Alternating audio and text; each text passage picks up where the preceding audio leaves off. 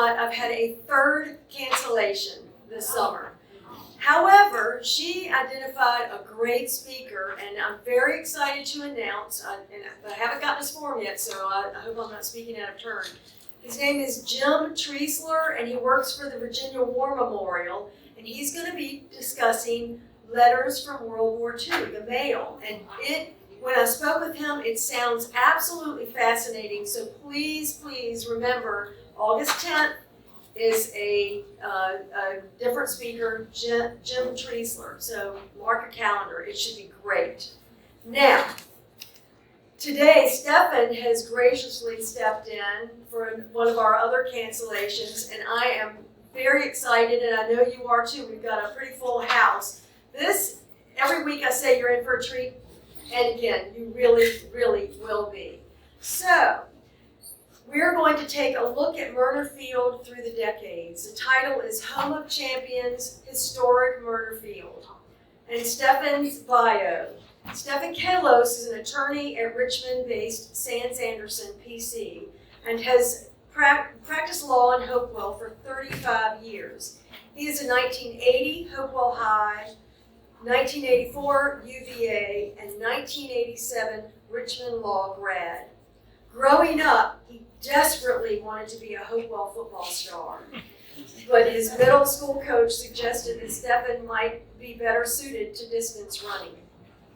He remains an avid Hopewell football and basketball fan and gets his fix as a color commentator for both sports and a co-host of Wonder City Sports Talk,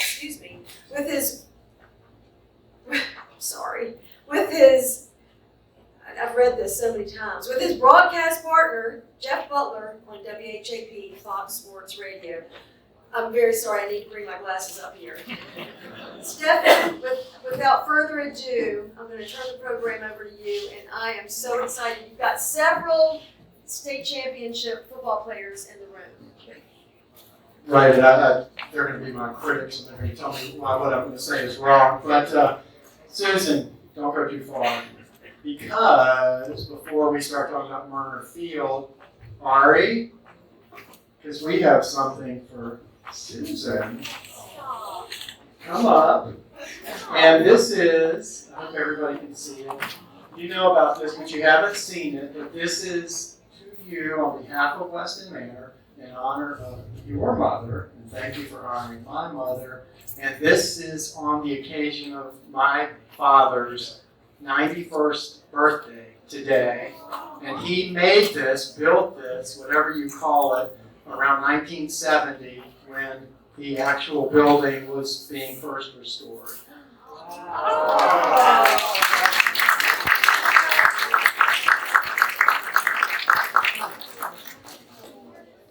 Thank you. Wow. So we'll let Weston sit here while we talk about Merner Field and pretend like it snowed. Okay, well, Merner Field. And first of all, the thanks, so I don't forget the thanks.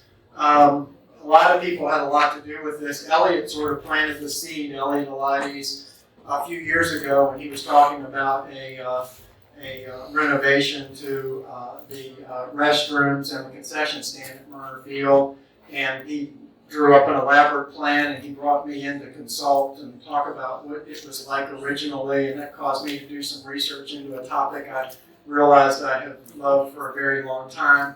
Thanks for Susan for having me do this, because this is just plain fun for me.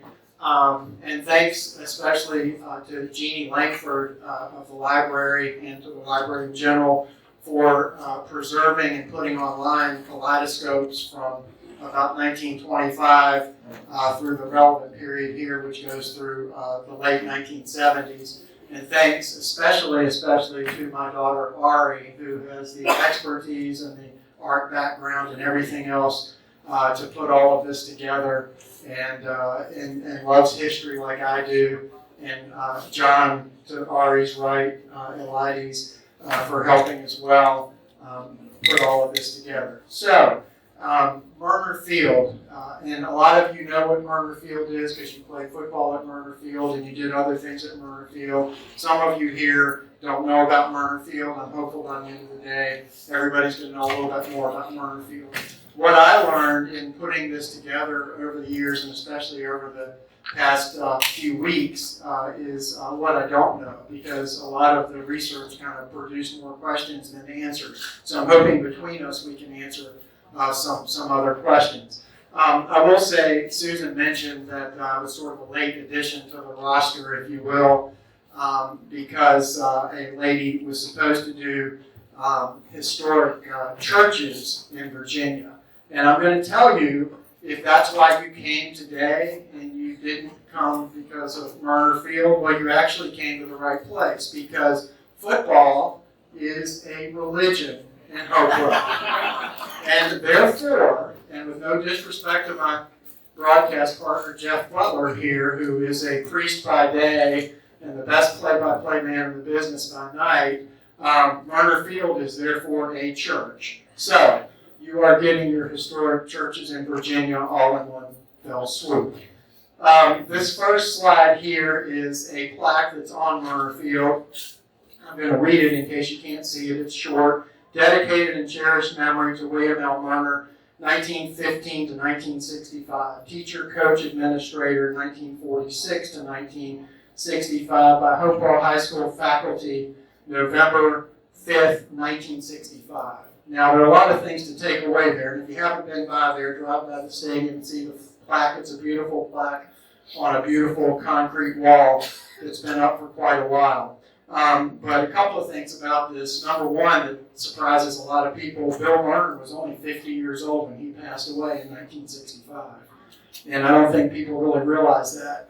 Bill Merner started coaching in 1946 and became a head coach shortly after that, and almost immediately created this juggernaut of Hopewell football in the late 1940s and early 50s that has continued to this day. We've been in the hunt for state championship ever since, and he set a bar that was very high. We've won a bunch of them, we've come really close to a bunch, but every single year when we kick it off, we think we're going to go 10-0 and play for the state championship. And all that relates back to Bill Merner. That's not to say that before Bill Merner, Hopewell didn't have good football teams. It did. It had players like Bosch Pritchard, who was an All-State and All-American football player at Hopewell, went on to VMI where he was an All-American, went on to play in the NFL for the Philadelphia Eagles, and was named to the all-time Philadelphia Eagles football team in recent years, taking into account all the great players they've had since then. So Hopewell football was definitely on the map, but Bill Merner elevated Hopewell football to a pretty amazing place where it stays today. The other thing I would point out about this is that this was dedicated in 1965, and he died in 1965. That shows you how cherished this man was. Imagine that today, number one, trying to dedicate anything made out of bronze to anybody and being able to do it like immediately. These things would take years, and there'd be a lot of debate and so forth. There was no debate about this man. So, briefly, who was this man? Bill Merner. Two pictures of him in sort of two different capacities in which he was honored. And by the way, I didn't thank my mom. She's gotten lots of love today, but I want to thank her because the whole reason I'm doing this is because when I was a very little boy, before I could even read, I found her old Hopewell High School yearbooks, the Kaleidoscope. I brought her 1952 yearbook, and she happened to go to high school at probably the apex of the glory years of Hopewell High School. And I'm looking at a couple of the players from that decade right now, from that era right now. But I absolutely loved looking at these photos, and it whetted my appetite for something I'm doing many, many years later. But this photo of Bill Merner is what you see up on the screen, and I didn't realize until I started doing this, as much as I was into this, I actually have Bill Merner's autograph. I did not know that. So Bill Merner, you can see it up there, but he says, "To my mother, best wishes, Mary. It has been nice knowing you. May all the happiness life has to offer be yours. W.L. Merner. And Mom, I would have to say that his hope for you that you have all the happiness life has to offer has pretty much come true. So I think it's pretty cool to have an original Bill Merner signature, and especially cool that I just figured out I have it.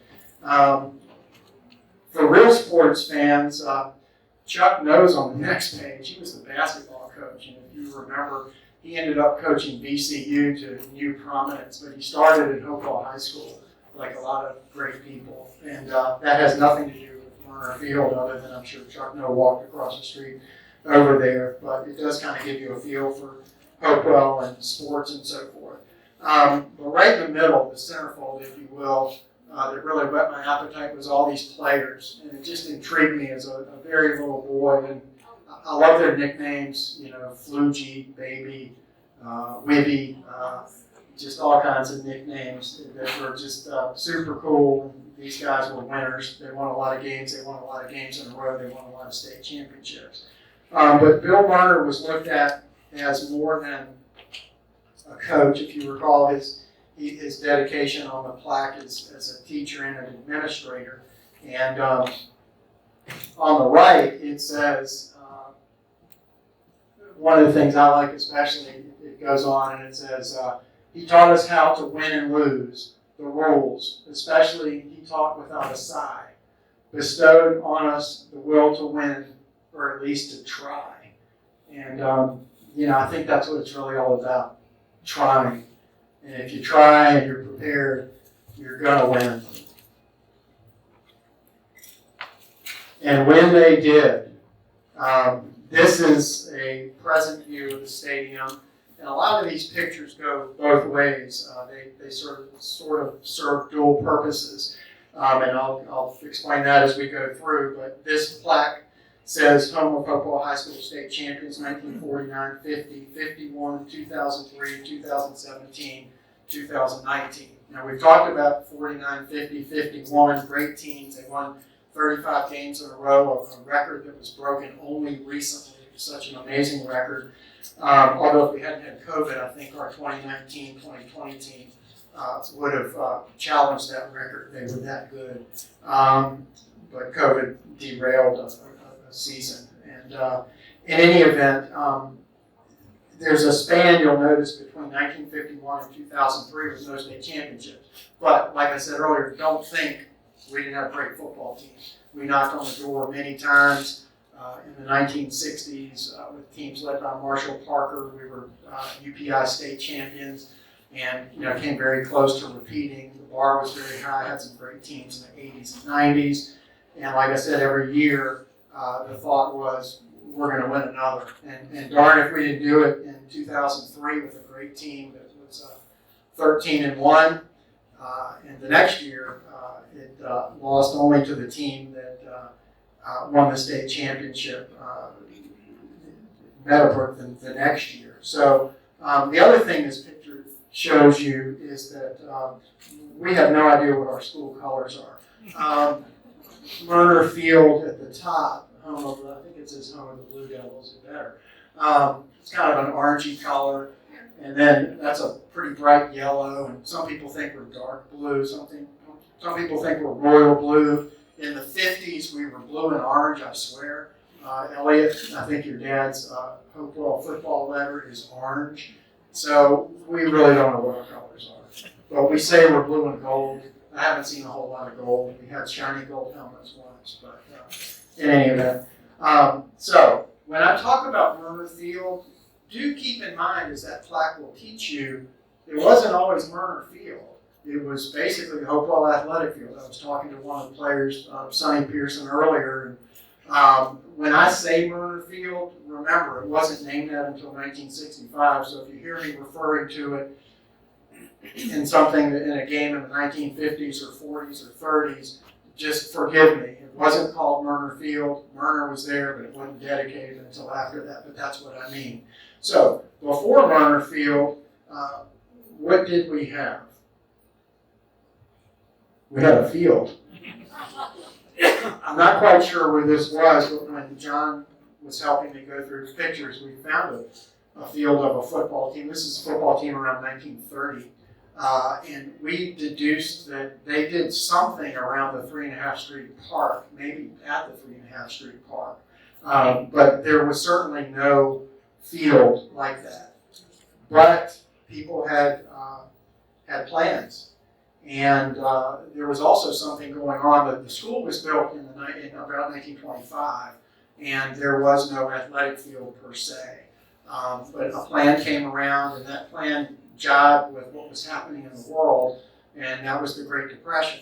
And I'll try to avoid politics because I see all kinds of persuasions out there, but I'll just try to stick to the facts. But there was a program called the New Deal by President Roosevelt, and he had what was called the WPA, the Works Progress Administration, and that did a lot of things that have survived today. Hopewell's been the beneficiary of at least two very prominent ones: the beautiful mural in the post office showing Captain Epps and one of the Appomattox Indians making peace, and then of course Merner Field was a WPA project. WPA, its critics refer to it, the initialism, as we poke along, and I've heard other more derogatory terms for the WPA. But started in 1935, and as you already know, or I didn't point out, but it said it in the caption, Merner Field was dedicated in 1936. So that's not a lot of poking along for something this substantial. And what is this substantial? Here's essentially the plan. That is the slide, and that says 1936. But this is essentially the plan. And this pointer is not working, but I can point. But Merner Field itself, this is obviously the school. The hallmark of it is a concrete wall that went all the way around that had pilasters, or pilasters, how do you say it, Mom? I only have ever read it, I've never had to say it, and I've been really embarrassed. Pick one. Good, thank you, good answer. But that design it's a beautiful design, but I've seen it one other place. I saw it at Thomas Jefferson High School before they tore it down, and I'm staring at a guy who went to Thomas Jefferson High School. Charlie, do you remember what was around the stadium at TJ? They took it down. That's why, because they took it down about 40 years ago. But my guess is, and I'll research this someday if I ever retire, that the WPA probably built that stadium as well. But unfortunately for the city of Richmond, they took that wall down around the stadium. But here, you can see the football field. And if you look at it, you probably don't realize it when you go there. That takes up only about half the field if you look at the plan. If you look at the track goes all the way around the football field and the rest of the field. And what's different about it, you can see here the concrete bleachers. What's missing is what's called the clubhouse. And that is right here. That was built shortly thereafter, but not on the original plan. And there's something very interesting right here behind this end zone. And I'm going to tell you more about that later, but I don't want to blow the suspense, at least for me. Well, I know it, so it can't be suspense, but maybe for you. And so you might ask, well, what's going on here in this big open space? And I believe that there was a reason that space was big. And I also believe that when they built this, they thought that this one side of stands was going to be enough for all the sports. Wrong. So what happens? Number one, this was fascinating to me, and I saw a couple of these, but that's the plan, and this is it under construction. And it really surprised me because Merner Field is essentially concrete on three sides, and then we'll talk about that big open space. But if you know the school is behind it. Where that wooden fence is now and has been for many years a concrete wall. And those are basically wooden bleachers. And I don't know if they just couldn't wait and were so excited, or that was sort of the field. But I'm pretty sure this is when Merner Field was under construction or about to be. And this is just a picture of the baseball team, but there were a lot of other teams that weren't the football teams that got the picture taken there over the years, and of course eventually in concrete. Then here it is finished, or so I thought. So this is around 1935, 36, and you can see that this actual aerial photo looks a lot like the plan as far as the track and the big field and what's happening in the end zone. But if you look closely at the stands, I wish this pointer would see it works there. But in any event, these are not the concrete stands. They are wooden, and they are steeper, and in some cases taller than what ended up being there. John, I think you noticed that when we were going through. But anyway, that was extraordinarily temporary, and it surprised me, and I'm going to someday find out more about it. But eventually, and pretty quickly, it was finished in 1936, added on to shortly thereafter, and well established by the 1950s. And here's what it looked like outside. That beautiful wall with a pretty cool stadium inside. And then, what? Oh, I'm sorry. It looked like Santa Webb at the back of the car. Yeah, she's pushing hard. I got a feeling that was staged, but who knows. But in any event, you can see that it really hasn't changed all that much. Good concrete from the WPA era holds up pretty well. What I like about this photo is it shows the 4 ticket booths that you can see, the little half oval ticket booths. It shows one of the 2 main gates on that side, and it shows the current press box. And I've got a lot to say about press boxes.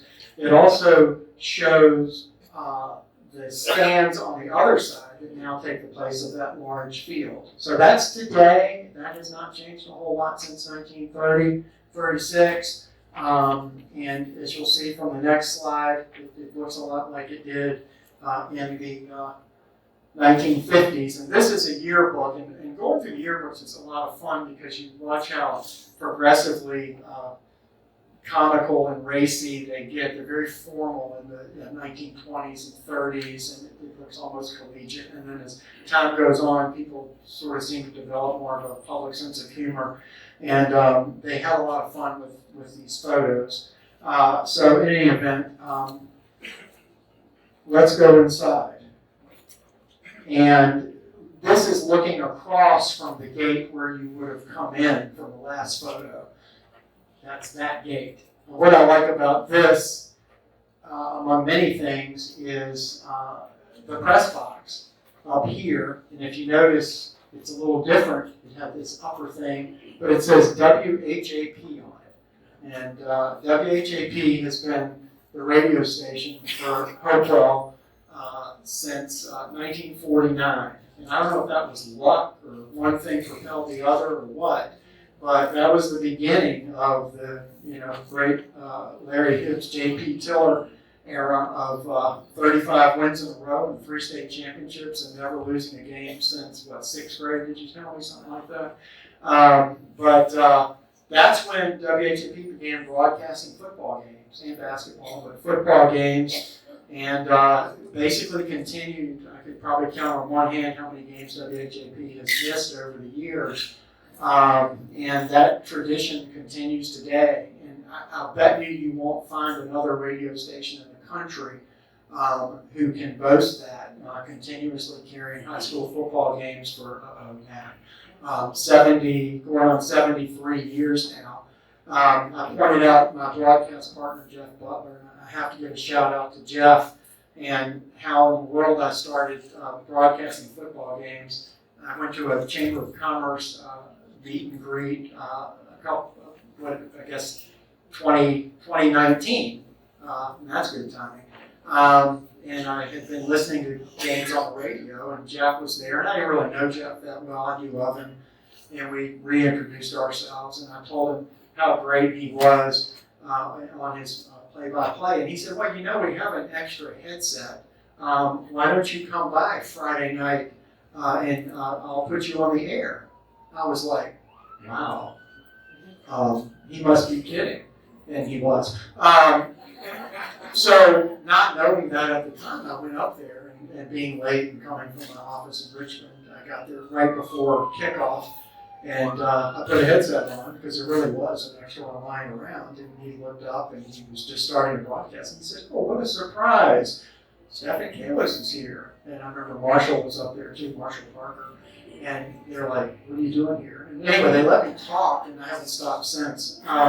So 2019 was a really cool time to begin your broadcast career because that's when Hopewell went 15-0 and all but dominated and won a state championship. And I see a quarterback, I see the starting quarterback for that state championship team, Joseph Elias in the back. So I'm glad you could make it, and thank you for the memories. It was an amazing year. He has two great big rings because he was a freshman on the 2017 team that won the state championship that you saw on that sign that's affixed to the stadium. So anyway, I've been doing it ever since, and I can't thank Jeff enough. And I see Chai Gallahan here as well, one of our co-hosts on Warner City Sports Talk that we had put together on WHAP to bridge the gap for that fall when we didn't have football, when we would have broken the record for consecutive wins. And so Jeff's idea to go ahead and do something on Friday nights at 7 o'clock, because that's what Hopewell High School had been doing for 70 years, and we weren't about to let some pandemic stop us. So we did that, and we told our lives we were masked, and we got it done. Thank goodness it's radio, not TV, or they would have known that we weren't. But anyway, so crowds, you see the crowds. Football was big, football still is big, we still get big crowds. And this gives you a good idea of crowds as well. I've never seen this picture anywhere other than my mom's book, Hopewell and City Point, the first 375 years. I don't know where she got it, but Ari was kind enough to insert it into the program. But this picture is great for a lot of reasons. It shows the great crowd on the other side. This is the early 1950s. It shows on the far side now that half of the field has been filled in with stands. You can't quite see them because they started over here, but they were fairly substantial stands. But this also shows auxiliary stands that they put in. This shows people on the wall. This shows people at the bus. That's a cool bus too.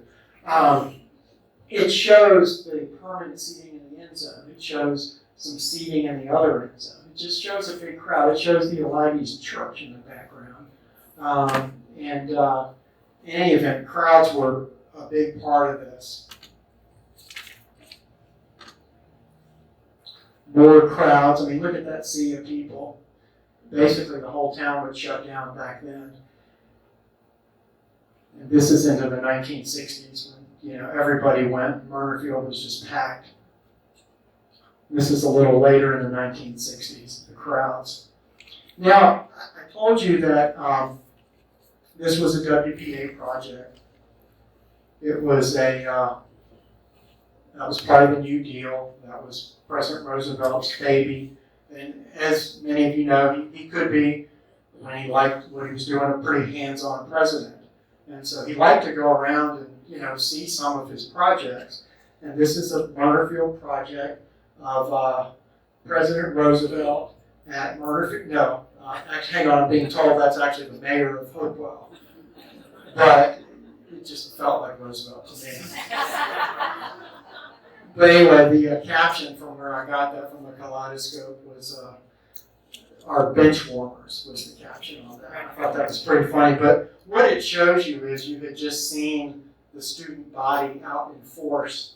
And the point is, everybody came. No one was too old to be a Hopewell Blue Devil fan. And again, there was plenty to cheer about, but there was little more important than one game on the schedule. I think most of you know what game that would have been. No, it's not Thomas Day. I don't even know. What are you even wearing that in here for? Security. So it was Petersburg And this is entitled, you can't really see it, but in the lower left, before and after. And the before is a bonfire that they had. Imagine having bonfires today.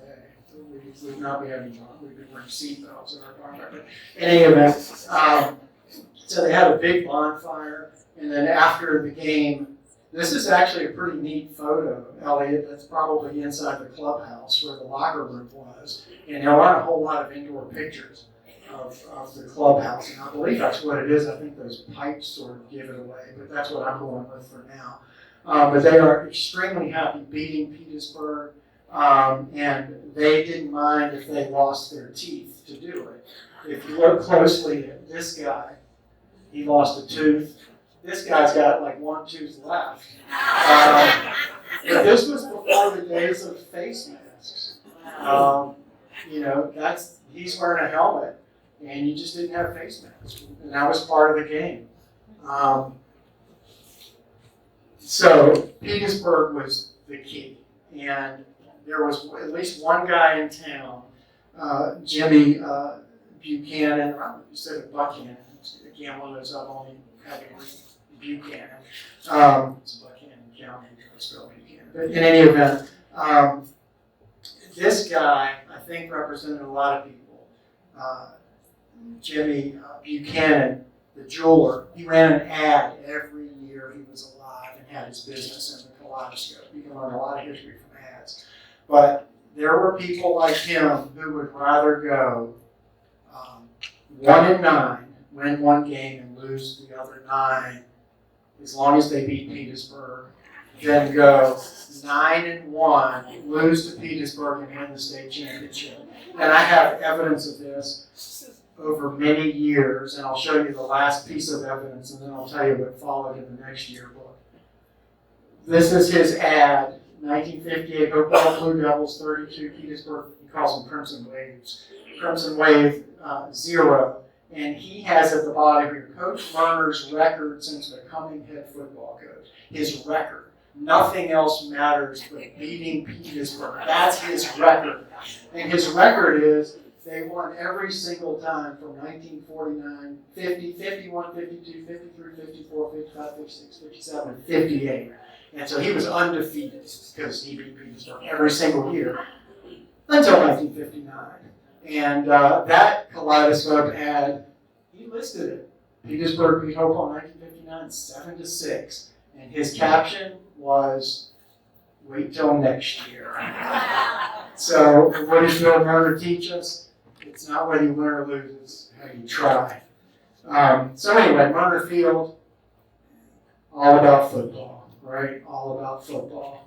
I love this picture for a lot of reasons. Love the players, love the H. Love the helmets. I'm going to lobby Ricky Irving to bring these back. Those are Blue Devil horns. Very cool helmets worn in the mid-50s for several seasons. So it was all about football.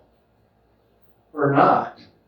Now remember, you had a big open field, you had a thing in the end zone that I haven't told you what it was yet, and you had a lot of other stuff happening. Forget that there's a basketball player in there because we actually didn't play basketball outside. We had a beautiful gym where Chuck Noe coached starting in 1949. But we did have other sports there, field hockey, baseball, track, and a mystery sport I'll tell you about. But let's look at track first. This is a great picture, and as we segue into football, the guy on your left is one of the most highly regarded football players in Hopewell history. That's Butch Halton. He's holding a shot put because he was also a track star. And I can assure you, look at his bicep. Butch Altman is not flexing. That's just Butch Altman being Butch Altman. Look at his face. He looks like he'll knock your head off. He won't. I'll tell you why. Because this hand holding the shot put, this hand that was used to stiff arm linebackers when he went for many, many touchdowns before he played college football at NC State, was actually a very delicate hand that learned how to hold a pencil and write in that neat little block print. And he became a surveyor, an engineer, and a surveyor. And he is the one who was the middle school coach that was mentioned in Susan's introduction. And it took me until about last week to figure out what he actually did for me.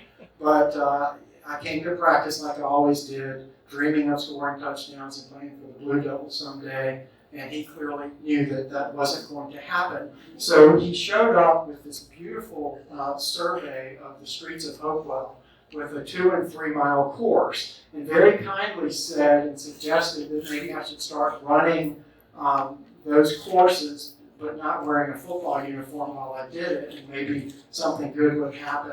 And he didn't do it in a way that made me realize he was saying, "You are the worst football player I've ever seen. You are so skinny. You have no hope at all." He actually built me up somehow. So I owe a lot to that very nice man and amazing athlete.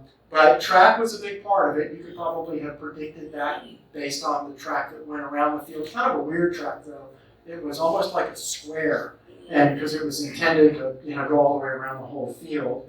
It was a cinder track originally, and this is, let's get started with track.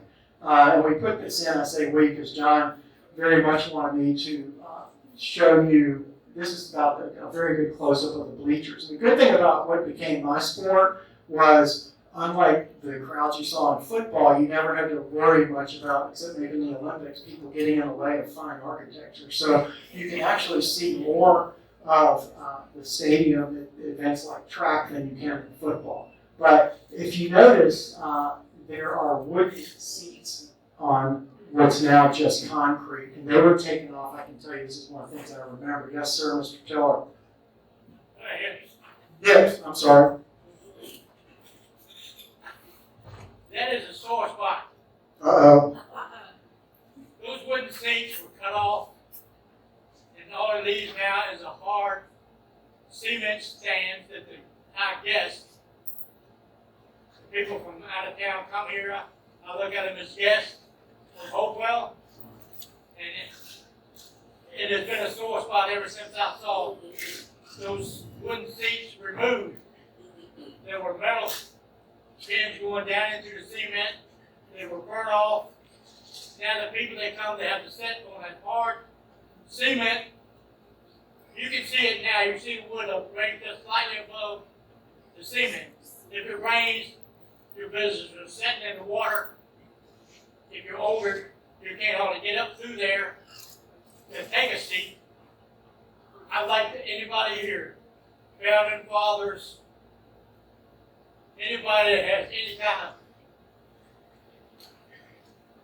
clout with the Historic Foundation or the John Randolph Foundation or wherever the money may come from, Merchants or wherever, it would do my heart good to see those wooden stands put back so that I guess. Well, I think it's almost a disgrace to Hopewell to have them sit there. I hate to bring it up. It's such a nice thing you're having here, but it has been on my mind ever since you said you're going to have it. well, you didn't bring it up, I did, and I'm going to put my pointer on Elliot. And, is it working? Dang it. Anybody from city council or wherever you are, you need to do something about that. Well, I agree with you, and I can tell you that you mentioned it's a sore spot. The reason they were taken down, and they should have been replaced immediately, they were taken down because they were a sore spot. I remember vividly the biggest splinters I've ever seen. And they should have come up and they should have gone right back down. But now, Put an aluminum back, sure. just like. No, I agree with you. So that's now on Elliot's agenda. Because he doesn't have enough to do. And this is another good track spot. This is a dual-purpose picture. I mentioned earlier, this is pretty much the press box you saw earlier, but Jeff will tell you, we don't have that thing up there now. It's railing. So it's very interesting what was happening with the press box. And that's another view of the press box, looking more like it does today. We put this in here just because these guys were clowning around without shirts, and Ari thought it was cool. And I wasn't going to argue with that. And then here we have the start of a sprint race on the left. And we have what I believe was a wooden concession stand at that point. We can look more into that. But that's in that corner, Elliot, where the permanent one is now. But it's very odd to figure out where exactly that was. But if you go to the edge of the track, you can figure it out. This photo on the right serves two purposes. Number one, it shows you the permanent end zone seating that goes all the way around the end zone and actually curves. And part of it was added on, and Elliot actually taught me something when we went through our project. The curved part was probably added on a few years later when we were talking about that project. But the other cool thing about this, besides the hurdler, is the scoreboard. And for many years, the scoreboard was on the building, which I always thought was pretty neat. But this scoreboard was not the latest one up there because this has a manual time key. The other scoreboard before that was all the way at the other side. I meant to point it out, but I'm not going to go back now. But where I pointed out the church in the background, the scoreboard was on that side. Today, the scoreboard is on the same end zone side, but on the other sideline. That's a big Marks and Harrison sponsored scoreboard. And then finally for track, there's my pointer. Yeah, I pushed the wrong button, so I've got you pointed. I love this picture, not just because I'm a track fan, but from a stadium perspective, this is just amazing. I thought I remembered end zone seats made out of concrete on the far side, and sure enough, this picture proves that what I'd forgotten was that the seats faced at least this part away from the football field. And I learned from this picture that I think those were designed to watch things like pole vaulting and one other sport that I'll get to. But as you can see, that's the other end zone, and then that's the big side, because you can see the goal post. And that dude's a heck of a pole vaulter. I'm not sure who that is. That could be Baby Gnomes. He's the only guy I remember who pole vaulted back in those days. Anyway, that's just a great picture for many reasons, stadium-wise and otherwise. I've already let the cat out of the bag that baseball was played at Merner Field, and if you remember that huge second half of the field, I think that was intended partly to have baseball. The problem was football was so popular they had built stands, so the baseball field had to move home plate way over to almost the sideline of the football field. That meant that if you were a left-handed batter, you can actually see drool coming off this guy. He's a left-handed batter, and I can tell you it wasn't even 200 feet to right. So this guy could bunt and he might homer. So these guys were pretty excited about it playing there. And this, again, dual purposes. This is the Clubhouse, which is an awesome structure that was built shortly after. It wasn't on the original plan, but it was basically the sort of game day locker room. We now have a beautiful game day facility in the other end zone, but this was designed, and Elliot's going to repurpose it for concession and restaurants and so forth. But on the other hand, if you were a right-handed batter, good luck, because home plate is way over in that corner, and it's real close to 400 to left. Center, just left center, is about 500 feet. Willie Mays would have struggled there.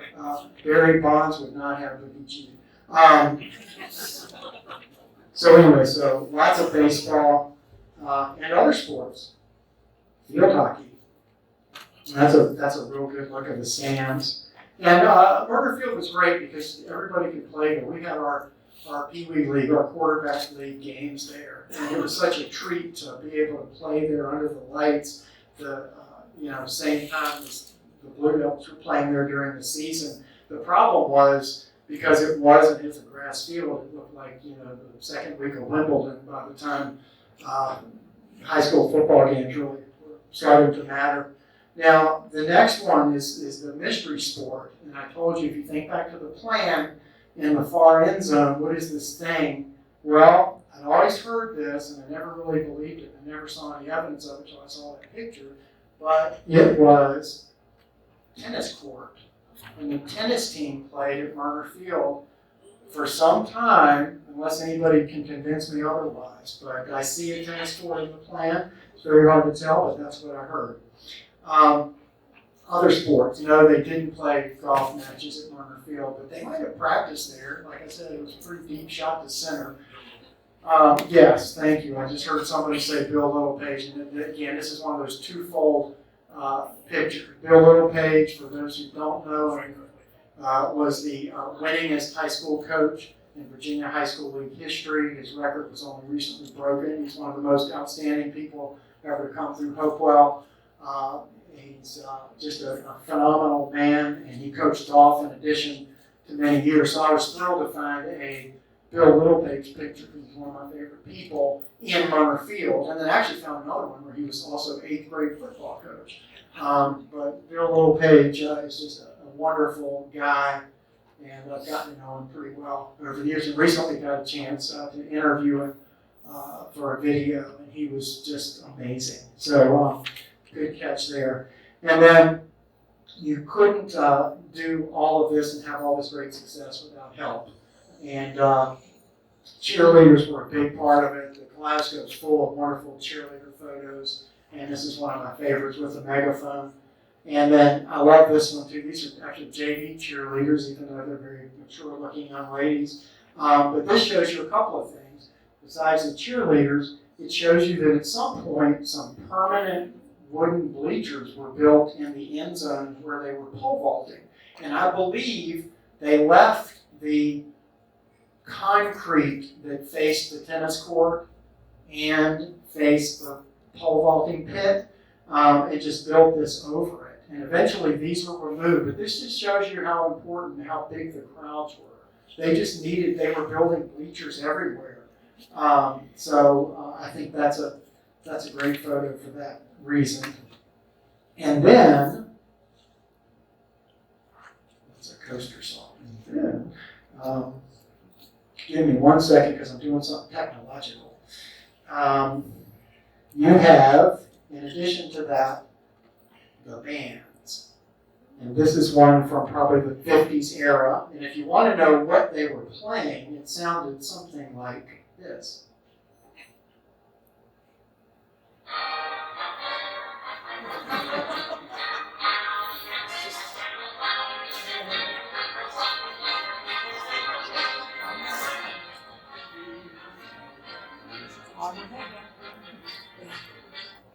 Anyway, that's the Hopewell, yes sir. That's the Wisconsin waters on the Hobo. I know, absolutely, exactly right. And what's really cool about it, we didn't hear it for a long time, but somehow, some way, in and maybe around 2003, the band started playing it again. And that Make sure they know that. well, you did a great job, Bobby. And one of the things I want to do, Jeff, is two things. I want to change our opening songs. I want to bring this song in, and I want to bring the next song in. And Bobby, you'll recognize this song. Anybody within Peter, you'll recognize. I mean, Your Honor, dang. Sorry, I'll get used to it. But if you're anywhere within my age, you'll remember this song by. Well, let me pull up the song first. This is really hard because I can't believe I'm doing all this technological stuff. With your iPhone 4. With my iPhone 4, which is almost as old as Merner Field. Okay, I got it up. Okay, so this band was the early 70s, and if you remember, this was called the Now Sound Incorporated. And one of the songs that they played in that era, and this was, I remember this clearly from the 10-0 1969 team, was this song.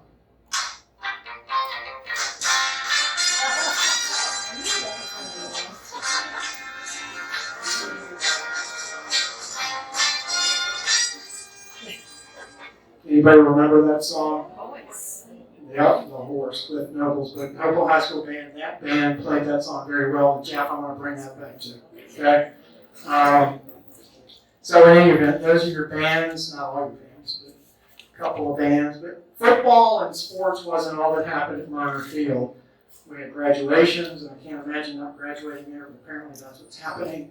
At graduations, we have our own little Woodstock. It was called Sweet Merner Jam in the early 70s, late 60s. They had for a few years. And then they had things like the May Day Court in 1947. So a lot of things happened there.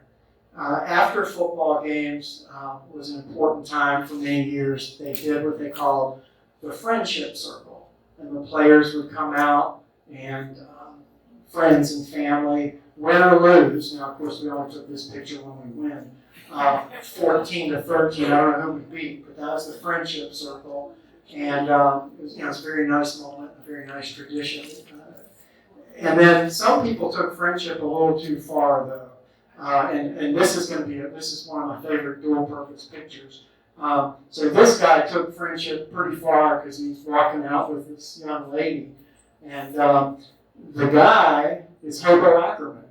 And Hobo Ackerman was one of the greatest football players in the history of Hobo High School. I always knew that, and it was reinforced when Jeff Butler got Bobby Ross, who was coach of the San Diego Chargers, and took him to the Super Bowl.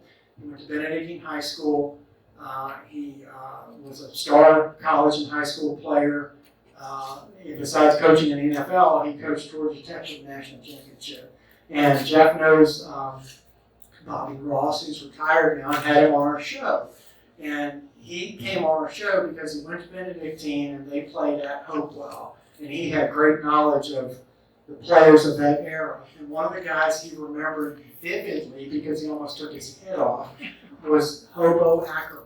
And he remembered it by name and probably hadn't, had occasion to do that for 70 years, but darn it, he didn't. So Hobo was one tough guy, but like a lot of these guys, he was very humble. And his son, Chris, is a state district court judge here now. And I had to educate Chris on how great his father was. He had no idea. He's like, well, I thought he played, you're like Hobo's son, and I kind of wanted Chris's autograph just to get to Hobo.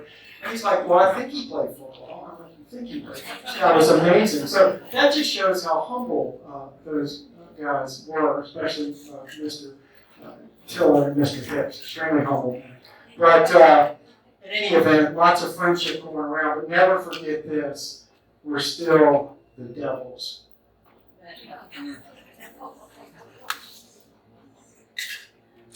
The end.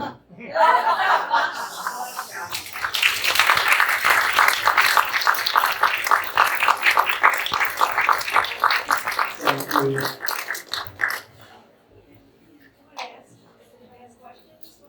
I do want to ask if anybody has questions. Does anybody have, I knew I was late. Anybody have any questions? Anybody have any answers? I probably need more answers than questions. Yes, ma'am. Merner Field was also used in the 4th of July for the fireworks for the city of Hopewell. It wasn't just football. It was all kinds of events at Merner Field. Yes. And, I mean, that was a big deal on 4th. The parades always went there. Parade ends up there. And the field hockey was a staged picture on the field because the girls played down at the field down by the National, no, not River, is it Riverside now? The National Cemetery. We had that field because the boys were using the football field. They had to practice. And fall season was hockey season. Yeah. That was one of those players. So no hockey games. Hockey games, softball. We were not on that field. We were down the street hauling freight to the other end. Right. Thank you. That helps. Right. A lot of stuff. Parades, she said. And there, I remember that 4th of July fireworks, which seems a little dangerous now, but and also I forgot to mention Dave Harless lived across the street from Merner Field, so he probably knows more than anybody. That great house that's still there. Any other? Yes, sir.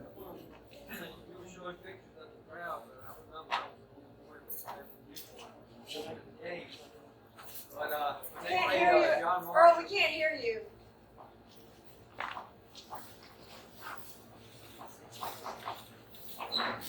Stefan was talking about the crowds, but I remember, I think, 47 and 48, Hopewell played John Marshall, and it was standing room only.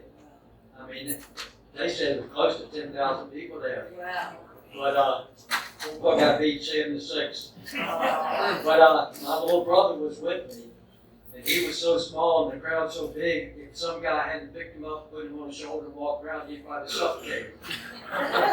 Thank you. You said you had taken a video with little Paige. Yes. How can we do that? Well, we gave him a rough cut, and it's supposed to be finalized. Let me make a note to figure it out. It's Daniel Jones, who's wonderful, is working on it. But we wanted to get it to Coach before we did the final, but I'll make a note. But he's just an amazing guy. He just did a great job for us. He's got just a wonderful memory, and he's got a whole lot to talk about. Stefan, how many does the field hold now? I'm glad you asked, because one of those days when I met Elliot down there, for the first time I was late, and so I figured that out my way. And here's what I came up with.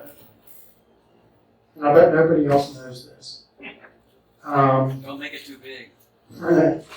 Okay, on the far side now, oh, and by the way, on the far side, those wooden bleachers that were put up were eventually replaced in around 1980, and by a beautiful set of metal stands that's quite large and quite tall with kind of portals and stuff.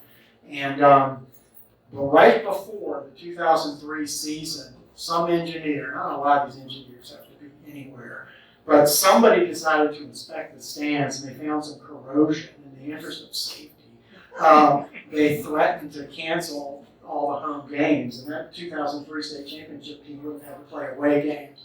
But people went crazy, and you saw some serious soldering by everybody, every plant worker in town, and they saved the stands. That same season, the season before, we actually had a helicopter come in to get wet snow off the field before the North Stafford game, if you remember that. But to answer the question, what does it seat? On that far side, I counted 3,050 seats. On the original side, the concrete side, I counted 1,600 seats. And I was being generous. I wasn't like Mr. Leslie's cram them in. I was doing by, OSHA standards where you actually have to have room for someone who's not as skinny as I am. And then in the permanent remaining end zone seating, I counted 750 for a total of 5,400. But if you go by Earl's memory of packing them in, and the auxiliary bleachers and the big stands in the end zone and sitting on the wall, I have zero doubt you can put 10,000 in there. You can put a lot more in there, but you can put 10,000 in there to legitimately watch football. Good question. By the way, it took me to my 10th slide to stop crying from your national anthem rendition. That was phenomenal. I think even Simon would have liked that. I could see Simon there. Yes, ma'am. So, I'd like to ask, what is a clubhouse? What a great question. The question was, what is a clubhouse? And the clubhouse was basically the locker room. And it was sort of what they now have called a game day facility. And we're hoping, and I say we, I mean that like anybody but me, but to repurpose it to be used in some way other than storage now. But this is the clubhouse, and you can imagine players, coming and going and dressing and so forth from there. And if Mr. Tiller or Mr. Hips think I'm wrong, I'm happy to hear. But that was my understanding. Is it for like the players to change in, or is it more like a party house? Well, I think a little bit of both. You remember this photo? One of my favorites. I think it's both. See, look, you change, take your you got your clothes hangers. You beat Petersburg, and what do? Party. You party. Party. Yes, sir. Have you ever commentated at Merner Field, and if you have, how many times? Yeah, I have at Merner Field. I started in 2019. I didn't at the beginning of the season because I didn't have my chance encounter with Jeff, but I got to do a handful of games there, and then in the spring of COVID messes you up, doesn't it? Must have been the spring of 2021, I guess Joseph's last senior season. We had a handful, maybe 3 or 4 games at Merner, and then we kind of got back to normal the following year. So I've had a chance to do it. And we've been to a lot of places. We've been to many high schools in the region. We've been to Hampton's big stadium, Darling. But Jeff will tell you, I think I love our press box. It's open air. You can see. It's wide. It's loud, and you are right there. It's just a wonderful place to be, I think. John? I would just like to make a comment. One of the state champion football players in the early 50s was actually the school bus driver. And he would pick up the kids in Prince George that needed a bus ride into town for high school. Who was that? Charlie Corman. Okay, so Charlie Corman. How about that? Picking up the kids, doing it all, driving the bus, like they say. And Mr. Corman, he ran a sporting goods store here in town where everybody bought everything. This was before the internet. I don't think some of us had ever left Hopewell, and he had it stocked. It's unbelievable. The man had distance running spikes. I mean, who has that? Nobody today. But he sat right here with his teammates from the 49-51 era, and it was really a joy to have him. Stefan. Let me do Mr. Pearson. Yeah. Back in the 50s, I like JV, we call that the field house. That's what we changed our play practice. Thank you. Thank you. They called what I call the clubhouse on the original plan, and some of this information I got that I should have mentioned was from the Department of Historic Resources. I should have said, Mom was probably cringing that I haven't done it yet in RE2, but Merner Field is a National Historic Landmark, and it's been through all the designations with the state and federal and so forth. So some of the great history is in there, and the original name is the Clubhouse, but the original name also was Merner Field. So the colloquial field house makes a whole lot of sense. So I thank you for that. And he did confirm that that's what it was used for. I remember someone telling me here the track team was referred to as the Cindermen because they ran on the cinder track. Someone told me right there in that lunchroom over there, I don't know, about a year ago. I love it. The Cindermen. Cindermen. Yeah. Sounds like a band. Yeah. Yes, sir. Back in Jack Staller's day, when he was coaching track, he was called Jack's House. Because that's where he sent him. Jack's house. Jack's House. That's great. Jack Staller. That's great. Yeah, we want. Excuse me, Smiling Jack Staller. Yeah, I remember those smiles. Yes, ma'am. Stefan, I have a great memory, and I'd like to bring up another name that we don't hear very often anymore, but it's Van Raby's father.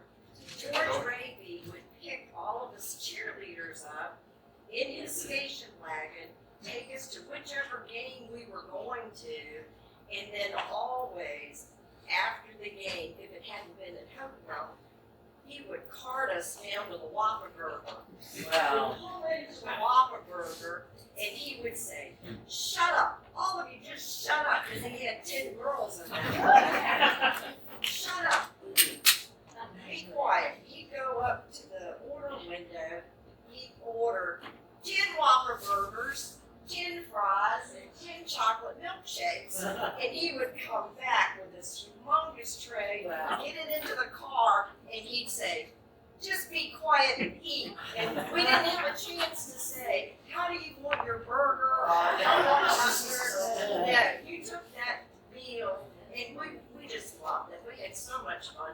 So George Raby was a wonderful, wonderful person and a good memory for me. Well, you're right, and he's got a long legacy here in Hopewell still. I think there's still a George Raby or two running around, so we're blessed to have them.